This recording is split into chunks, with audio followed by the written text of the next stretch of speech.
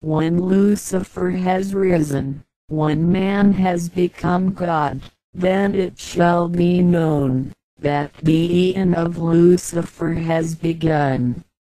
Concerning Christianity, the earliest Christians approached Christianity as a philosophy compatible with other philosophical beliefs.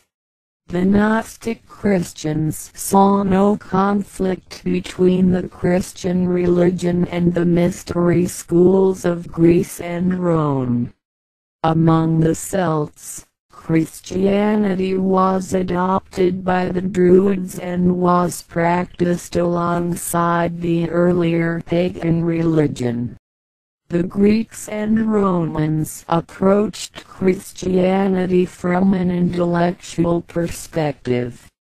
The scriptures were accepted within the context in which they had been written and were not interpreted as the literal word of God.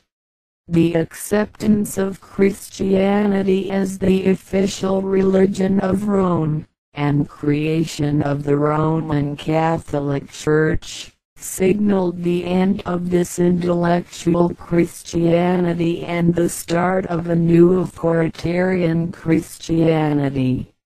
In its rise to dominance, the Church proclaimed earlier pagan religions to be forms of devil worship and condemned millions of innocent men, women and children to death. Various Gnostic sects were among those executed.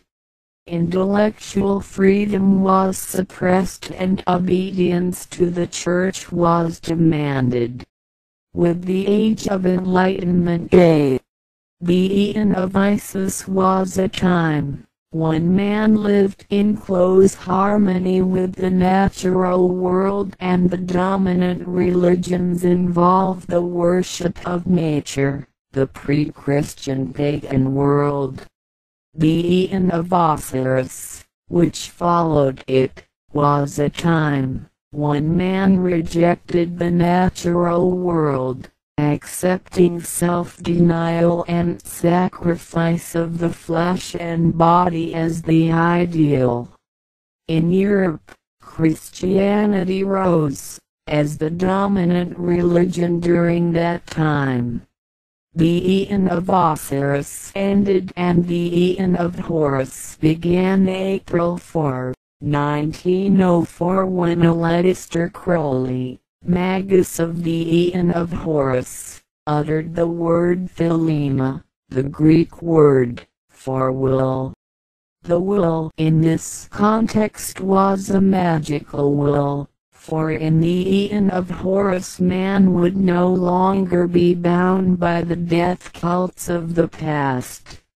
This was followed by the Age of Satan, which began April 30, 1966 when Anton LaVey spoke the words indulgence instead of abstinence, thus breaking the power of Christianity over its followers.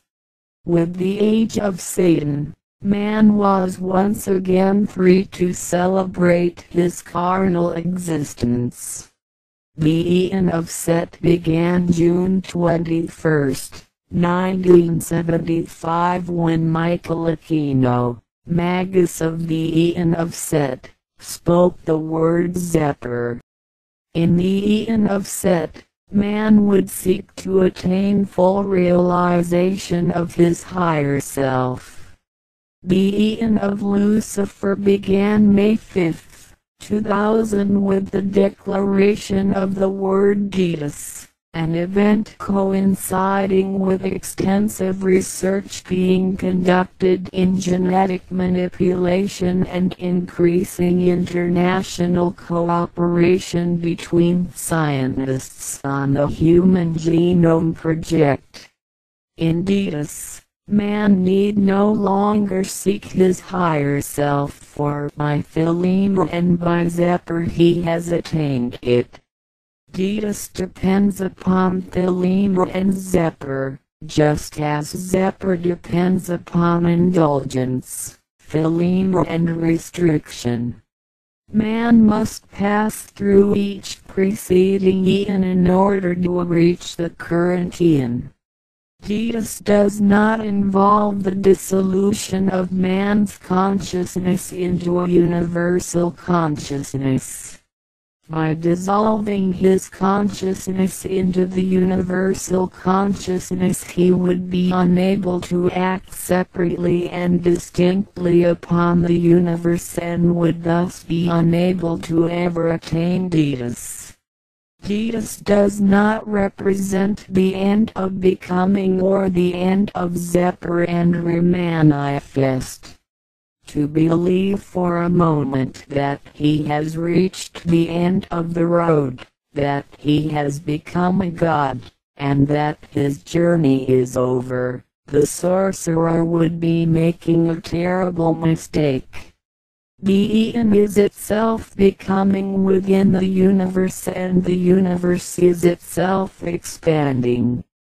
By attaining Deus, the sorcerer realizes that man is becoming a god and accepts his place as a god upon the earth.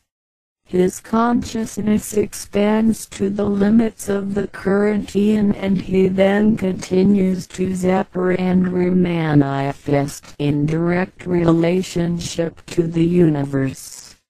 The sorcerer realizes that his consciousness and his will are a manifestation of the universal dynamic, which man calls Satan.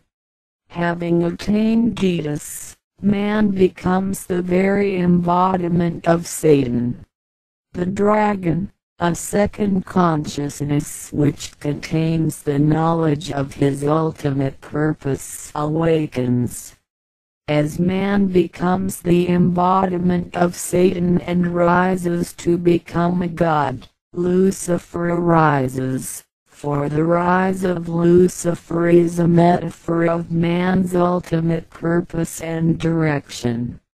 In Deus, you see not only the limits of the current eon, but become aware of future eons which shall come into being. As the universe evolves to ever greater levels of consciousness and man rises to his manifest destiny. The dynamic consciousness. The universe is not logical. Existence is not logical and life is not logical. How can something come out of nothing? If ever there was nothing, there should still be nothing.